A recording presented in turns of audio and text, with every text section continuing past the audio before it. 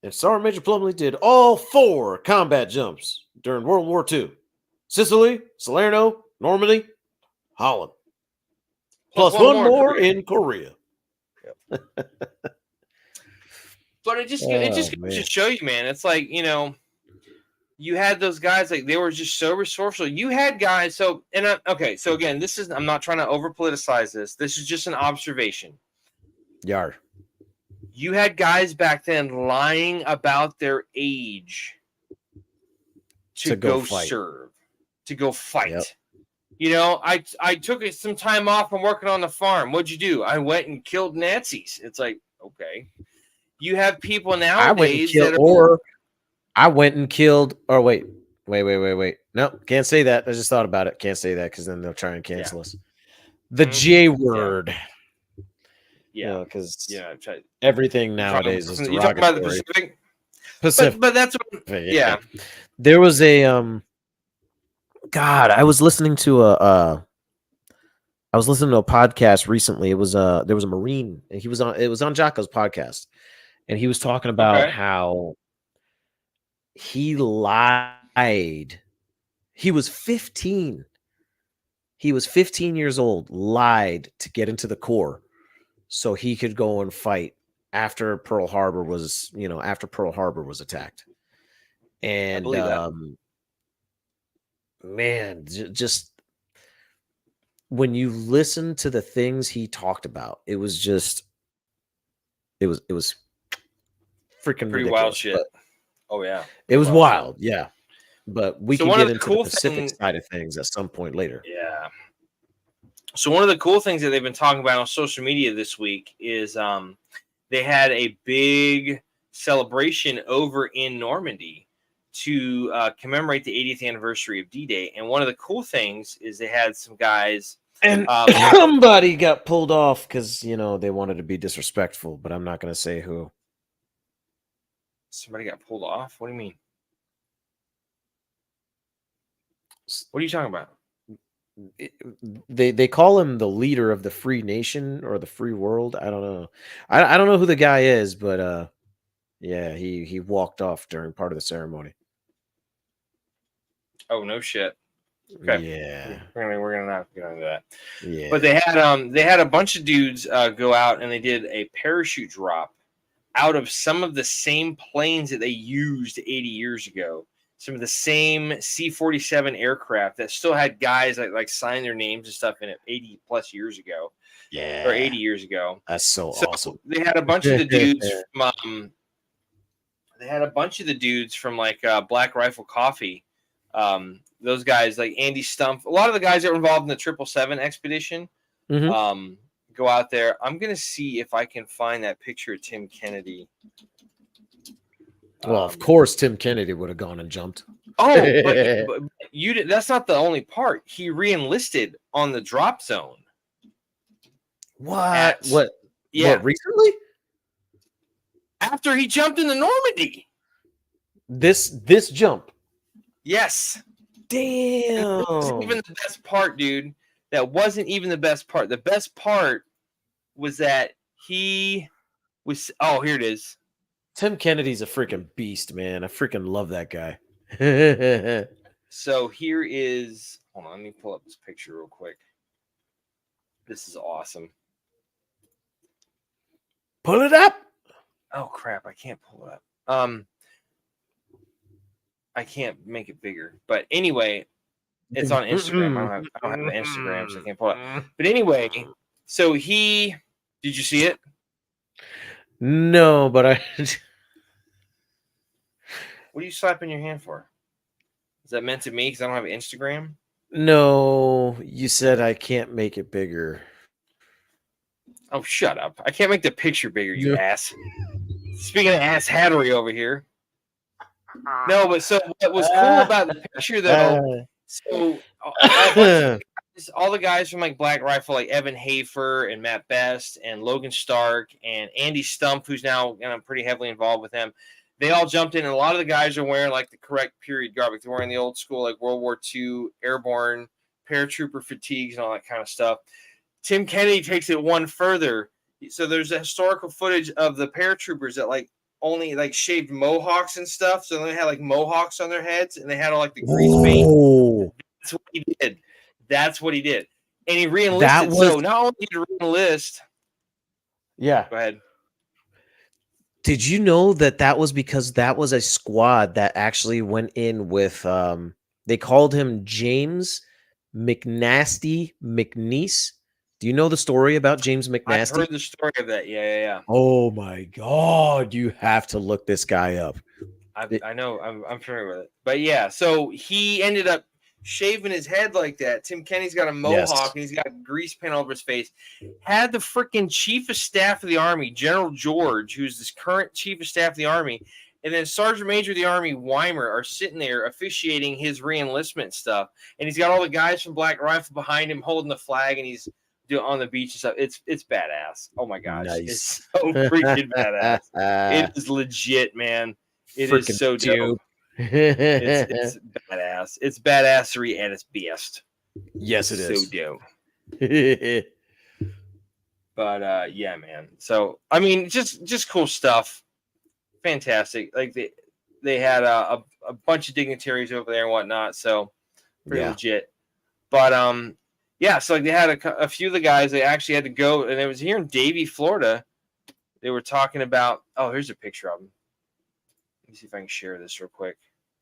Yes. Oh wait, it went away. There it is. Yeah. Ah, crap. Hang on. Ugh. Live show, folks. Live show. Share screen. Share screen. It's okay. I mean, I've had my cat interrupt the freaking show like I don't know 5 times. Why not? Have a little technical difficulties. That's what he looked like right here. His head had the white and black face paint right here.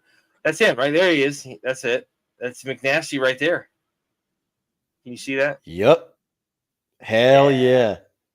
I James like McNasty McNeese. Dopey dope, my man. Oh, Dopey dope. man. Such good stuff. Good for that's you him there, Tim. Hell yeah. Badass stuff. That's one so badass anyway. son bitch. Yep. All right. So that's it. So yeah, I think it ended up the war was over at D-Day plus 434, I believe. It was like a full year and some change after that. So that happened in June. So it was July or August, I think, when that all ended up going away. But yeah, I mean, if you sit back, and there's a lot of good stuff. Like you can research these things. I mean, and also like talking about like, the stuff there. You had all the beach lanes, but you also had the Rangers from 2nd Ranger Battalion at Point de Hoc, where they had to scale that 100-foot cliff with ropes and ladders to destroy an enemy gun battery. I think they actually had some guys go out there and do that. There's that great picture I think a few years ago. Every year, actually. I think they still do it every year. Yeah. Yeah, they have that picture where they come up over the thing. There it is. Yeah, that picture. Yeah. I love this picture. Put it up on screen. I'm putting it up on the screen. Shut up. Jeez.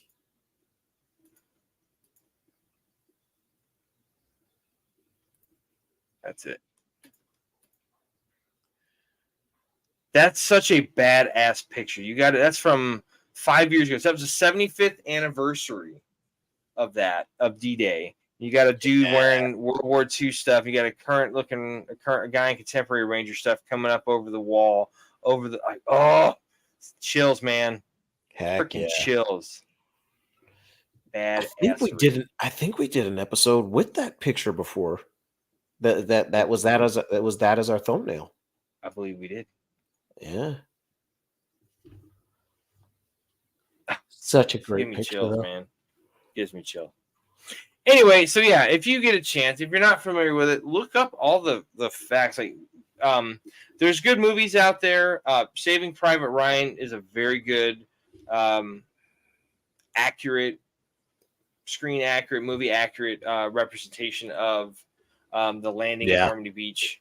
A lot of I've heard a lot of stories about like World War II vets when that came out. They were like crying and stuff because they brought them right back to being on the beach and stuff. They were just like, "Whoa," that kind of craziness.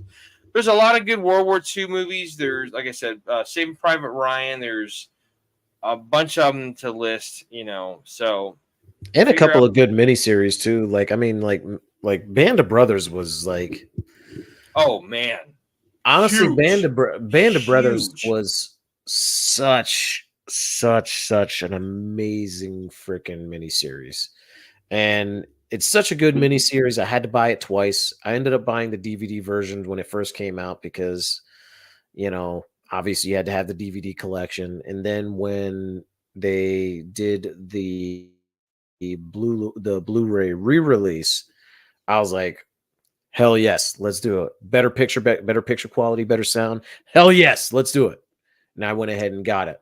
And I still have and will never, ever, ever get rid of my copy of Band of Brothers. And I also have the Pacific too, which the Pacific was actually a very fairly good series as well. I'm not going to put it up there with Band of Brothers, but it was a good series, but from what I understand from a lot of my Marine buddies, like they can associate with that more because of the culture of the Marine Corps, and they're just like, oh yeah, exactly 100%. Right. Whereas with us being, Army guys, of course we're gonna understand that. Like we're not, because if you think about it, Marines are naval expeditionary forces. Right. Exactly. So, yeah.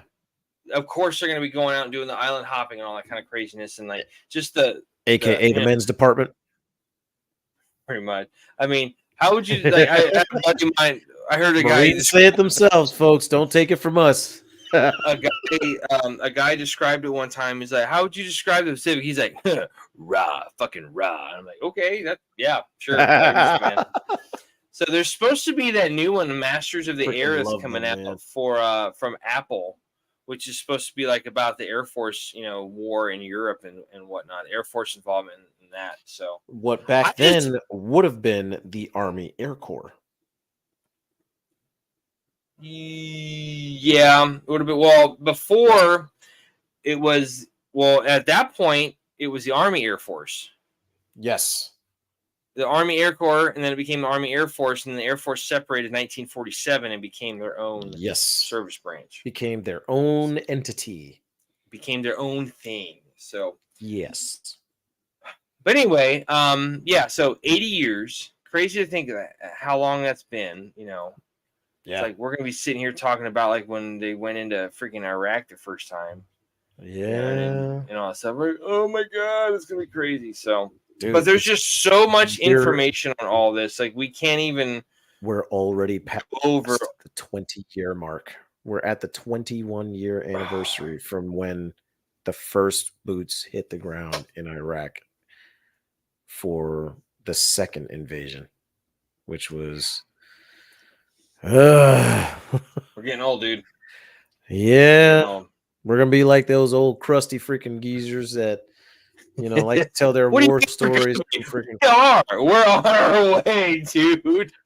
You got your blue cord there, son? You got your blue cord? Oh, you think you're hardcore, huh? Because you got your blue cord? Yeah, I was still in when they gave blood rifles. You sissies don't get no blood rifles no more. That's about right. But a lot of the guys say once they get over there to Normandy Beach, man, it's just something that just like it just connects your soul, man. It's so crazy. So that's definitely a bucket list kind of thing. But anyway, that's kind of our chit chat on D-Day, Operation Overlord, hence the name Overlord for the episode. Yeah. So much to talk about. We kind of want to just kind of generally go over and discuss it. It's a lot. And just bring awareness to it for too, 3 hours and talk about this and not even scratch the surface. But it was one of my favorite things to study in high school was World War II history. And when you have a great teacher, it makes it all much better. So and honestly, like this episode was really just kind of like we want to bring awareness to like never forget where, you know, because I mean, hell, I'm almost willing to guarantee like almost everybody has either a great uncle or a grandfather or, a distant cousin that served in some capacity during World War II. This is kind of like one of those Funny things story. from. Funny story. I was going Yeah, yeah, through yeah. some stuff with my mom, and I found a picture of my grandfather. So like it was like when he had his uniform on and kind of like colorized and put like the peachiness in his face, kind of like me, Yeah, yeah. except not quite so tomato like. But I also found a picture of him. So my grandfather was in the Army Air Force. He got into doing finance and stuff he was a tech sergeant, and then he transferred to the Indiana National Guard and was a first sergeant in a tank battalion for the headquarters and service company and stuff. Dang. I found Okay. I found a picture of him sitting there with his like headquarters platoon, and he's sitting there and he's got a stripes on his uniform with a M1 Garand slung over his shoulder, wearing his boots, and I'm just like, yeah, I am keeping this picture. I'm gonna get it framed. Oh my god! So yeah, I was like, that's freaking dope, man. So Yeah. for sure, I'm gonna hold on to that. Yeah. Fantastic. And see, that's exactly what I'm talking about. Everybody has, or at least mostly everybody has, somebody in that served in some capacity in some way, shape, or form. And it's like, dude, like we can't forget the sacrifices these guys made. Like World War II, like I mean, I would say even, like trying to remember World War One and like we cannot forget the conflicts that our nation has served in, whether it was abroad or here domestically, whether it's in the Revolution or during the Civil War. Things get started over abroad, let me tell you.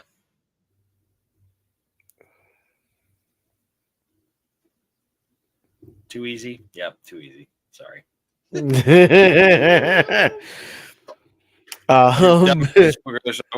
batting 1,000 each, so it's all good.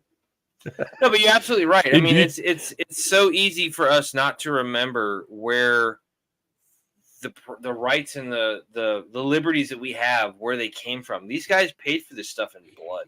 They paid for it with their lives. Think about like the idea behind Saving Private Ryan. There was a family that lost all 5 sons on a ship. All 5 sons of this family were killed. So that's why they were like, no, we're going to give him the opportunity to make it home. 3 out of the 4 Ryan brothers in the movie, they were killed in action and shit. So, but yeah, I mean, it was just a different time too, man. Like we were coming out of the Depression. Sure we came from a Depression economy to a wartime economy. Just jump started the economy in the whole country. A much harder people. Oh yeah, no. What'd you do? What did you survive? COVID. What'd you survive? The Great Depression? Fuck. Okay, yeah. My bad. My bad. Yeah. Who had it worse? Lying about their age to go serve versus nowadays where it's like I'm so triggered. And he said I looked atrocious. Okay, let's not get too far in the weeds on that. We're gonna leave that alone. So yeah. Anyway, like I said, that's our conversation on D-Day. It's just kind of remembrance of one of these great moments in history. Pretty much like a lot of people were expecting it to just not work, and it worked, and we went and took the fight to the Nazi war machine and kicked ass. So that's that. Think about this, folks.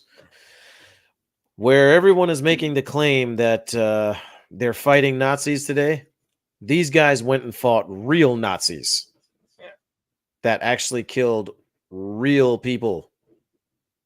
And if I'll say this too, like if you haven't had the opportunity, like if you're ever in DC for history buffs or just for whatever, like go to the Holocaust Museum in DC. Like we have one here in St. Petersburg. It's good. It's not bad. I mean, for what it is, it's a much smaller scale and whatnot, and they have some really cool artifacts in there. But if you get the opportunity to go to the National Holocaust Museum in DC, and it doesn't fucking move your soul, and just like, so it's crazy. I went there like before my daughter was born, 10 almost 11 years ago. And it's like my ex and I, we landed in Washington on Monday, and Tuesday we went. And we spent I think an hour or two in there, and like we came out of there, and we like, there's a bunch of benches when you leave it, because like you just see people just sitting there like, fuck, like the amount of like, and it's not crazy stuff. Like, so like the one here in St. Pete has a train car from like one of the death trains that went into like Auschwitz or something like that. Damn. The one in DC has one, but what's crazy about that is it has the train car, and it's got a pathway, and you can walk through the train car, and you go in there, and you see the freaking scratches and the claw marks of people trying to get out of there, and like people scribbling, "Oh my God, we're gonna die." If that's not fucking sobering stuff, like, you need to really like see if you have a heartbeat. Like, Jesus, Yeah, it is just insane. But anyway, if you get a chance to go to DC, go check it out. If you're a history buff, it's really awesome. It's very somber. It's real. It's heavy. It is some heavy stuff, but it is something. It's just like, it puts a lot of things into perspective. a lot. All this stuff from World War II. Like, I got to go see a lot of that stuff up there, which was awesome. It was great. I can't wait to go back. We need to plan a trip. But Road trip. Road trip, exactly. So this has been our talk on World War II, on D-Day especially, Operation Overlord. So thank you for stopping by. We're going to close out the show now like we always do. If you are new to the show, if you have not watched this before, Alamo and I have been friends since high school. It's like 20-something years ago, 20-plus years. I'm not going to say too much because, yeah.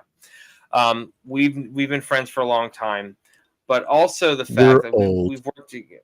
Yeah, pretty much. We've worked together a couple of times doing different things. And we kind of reconnected, and Alamo was like, dude, we should do something fun together. Like what? I don't know, like a podcast. Something. I don't know shit about a podcast. Dude, they put a freaking monkey in space. How fucking hard can it be? Yeah, that's a good point. That's a very good point. So we had a friend of ours that used to work with us named John, and John was John was a funny fucker, right? Good dude, down to earth, just give the shirt off his back. And after starting our, coming up with the idea of the podcast, we found out that John solved a temporary problem with a permanent solution, and he committed suicide. So that was kind of like the catalyst of getting this thing started and off the ground. So we were talking about it, and we came up with the concept of this, and we were like talking about, what our message was going to be, and who we're reaching out for. And in the process of that, we came up with the Bros Code. And what the Bros Code is 4 easy things you can remember if you're having a tough time, if you're having a rough time, you think you can't go on anymore. It's a way to help keep you in the fight mentally and spiritually and all that kind of stuff. So if you can remember these 4 easy things, you're going to be, better than you were. So first one is be tenacious. No matter what you do in life. I mean, look at who we've been talking about the last hour. Talking about all the guys, the vets of D-Day and Operation Overlord, and the guys who took the fight to the Nazis and said, hey, guess what? Fuck you there, Hitler. Those are some tenacious bastards. Guys lying about their age at 15 years old to go over and fight, to do what's right for the next generations down the line 80 years ago. It's like, that's pretty much the definition of tenacity. So I'm going to leave that alone, and we're going to move on. No matter what you do it to the fullest and utmost of your ability. Okay. I'm not even going to ruin that by saying the Ron Swanson thing I normally say. We're going to move on because I don't want to discredit that. So R, refuse to surrender. C, previous example. Those guys went over there. Look up the Battle of the Bulls. Look up the guys that were in the woods in Bastogne. Those guys didn't have a lot of anything, and they still fought. They did not quit.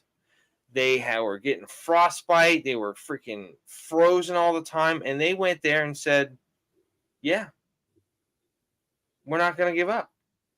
You know, it's like that great line from you mentioned Band of Brothers. You know, when they arrive at Bastogne, they're going into the woods, and the one guy comes out. He's like, "You guys are going to go into the woods, and be surrounded." He goes, "We're paratroopers, Lieutenant.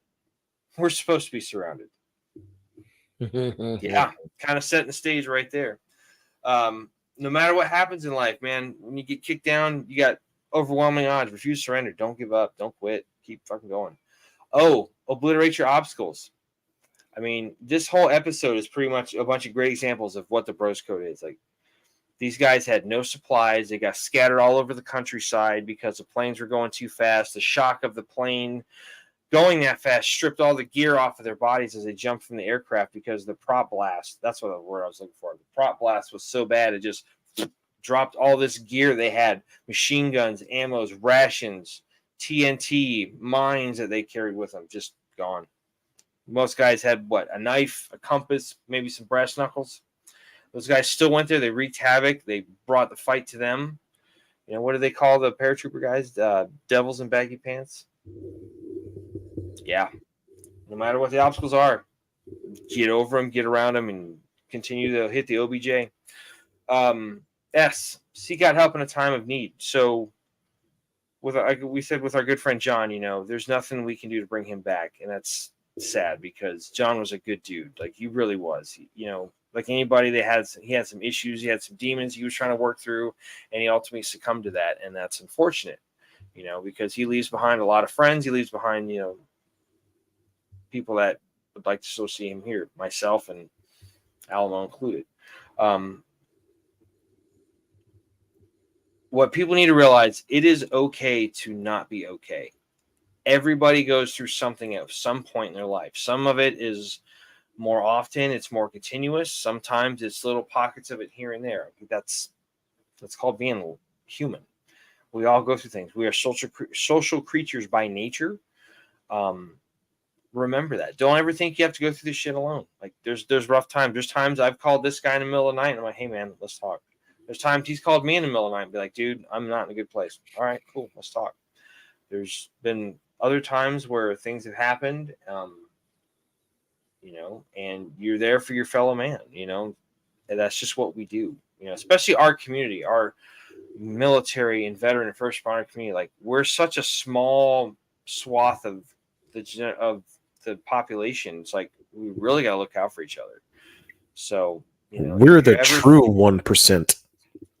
Pretty much. If you ever feel like, you know, you're just going through some bad stuff and you need to talk to somebody, if you don't have somebody you can call upon, a friend, a fellow service member, whoever, you know, coworker, there's options, there's resources out there for you.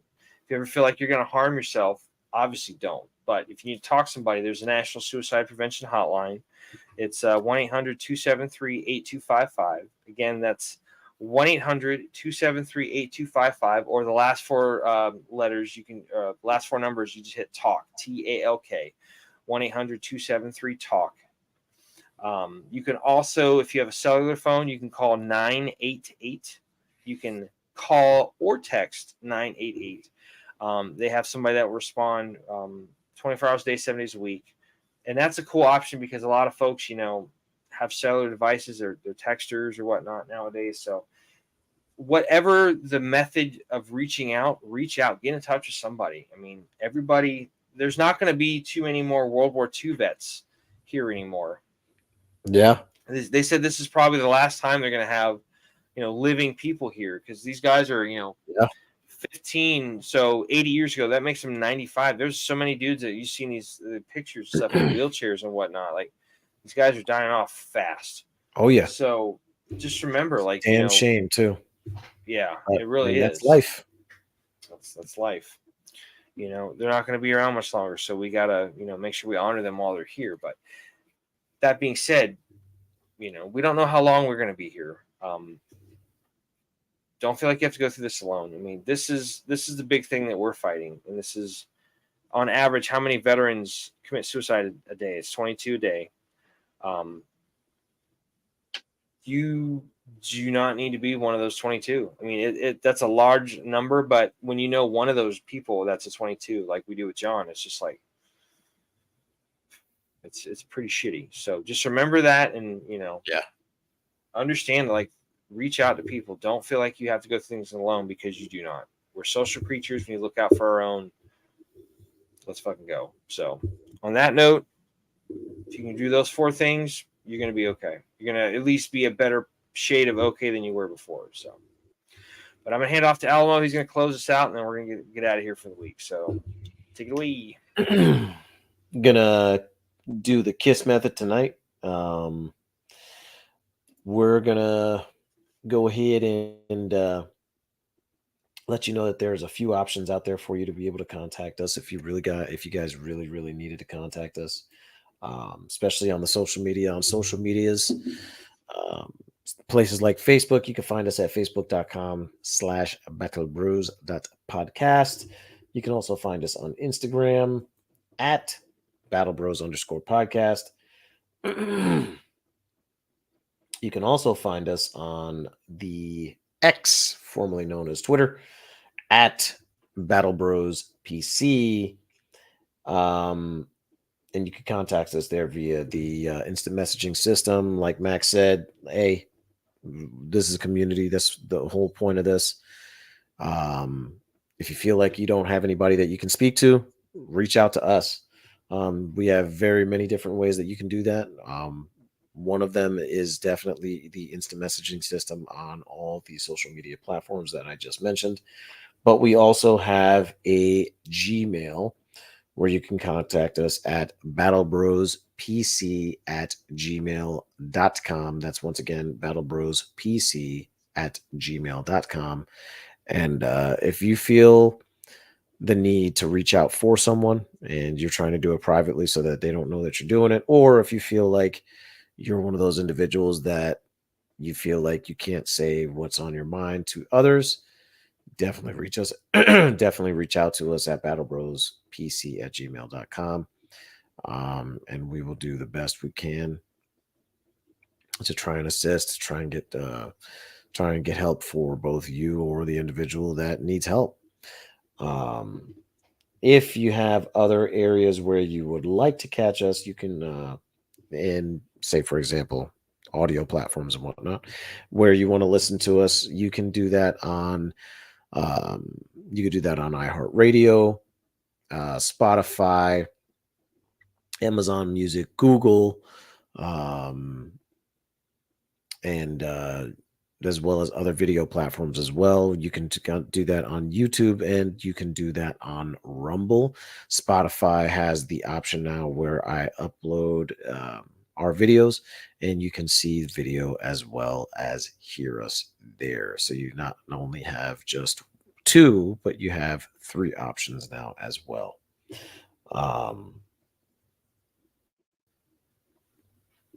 Also, if you have any other questions, or if you have anything that you want to suggest to us, drop it down in the comments section. We're always willing to see what you guys think about what our episodes were like, but also episode suggestions. So if you guys have any episode suggestions, drop them down in the comment box. Drop them on our pages that we have. We have a couple of social media places where you can do that, and you can even drop it. You can even drop an email into us, and we'll take a look at that there, and we will take what you give into advisement. Other than that, I got nothing else, and we're good to go. So the last thing I want to say again is just thank you for joining us for this episode. We are remembering the heroes of World War II, of Operation Overlord, D-Day, invasion into occupied Europe. I don't want to say anything to be goofy right now because it's kind of serious, but thank you to everybody that paid the ultimate sacrifice over there so that we could have the life that we have nowadays. We can't ever begin to pay back that. So only thing we can do is just live our life to the fullest, because you gave up yours so we could have ours. So And on that note, thank you. Just know, gentlemen, you guys were the inspiration for many of us. Yeah. So thank you, sirs. We stand on the shoulders of giants. That's right. So on that note, thank you again for joining us for episode 082 entitled Overlord.